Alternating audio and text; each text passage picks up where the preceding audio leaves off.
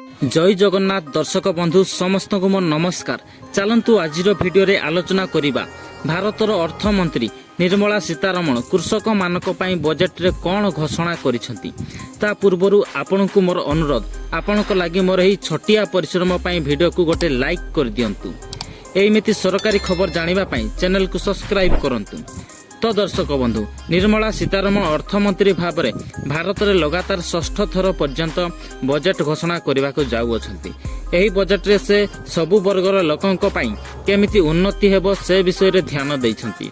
एहा सहित देशर महिला मानकु किपरि सशक्त करा जाय परिबो सेति प्रति मध्ये अनेक योजना करा जिवो बोली बजेट रे लिखिछंती। तो चलंतु जानिबा वर्तमान कृषक मानक पई निर्मला सीतारमण कोन घोषणा करिछंती। तो दर्शक बंधु कृषक मानक पई जारी रहिबो पीएम किसान निधि योजना। यह आहुरी 5 वर्ष पर्यंत चलिबो। आग अपेक्षा एही योजना माध्यम रे कृषक माने पाइबे अधिक सहाय्य और सुविधा। बढ़ाइले धानर मूल्य एथर कृषक माने अधिका दाम रे धान सबु सरकार को बिक्री करि पारिबे। 3100 टंका प्रति क्विंटाल रे बिक्री हेबो धान। एथर मिलिबो कृषक मानकु सस्ता ऋणर सुविधा। कृषक माने बैंक रु अल्प सुधरे ऋण नहीं चाष करि पारिबे, जहा फल रे सेमानकर चाषर सुविधा बढ़िबो।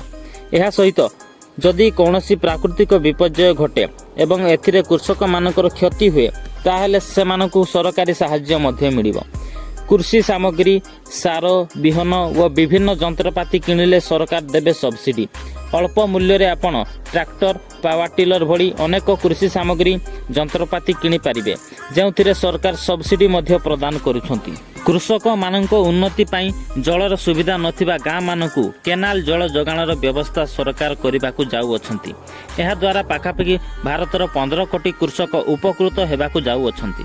एहा सहित सरकार कृषि बीमा मध्ये जोगाई देबा लागि घोषणा करिसंती, जहा सहाय्य रे कृषक निज फसलर सुरक्षा सहजरे करि पारिबो।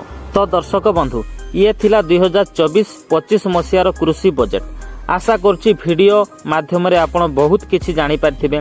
जदि वीडियोटी भल लागिछि ताहले गोटे लाइक और अन्य मानको शेयर करि जणाई दियंतु।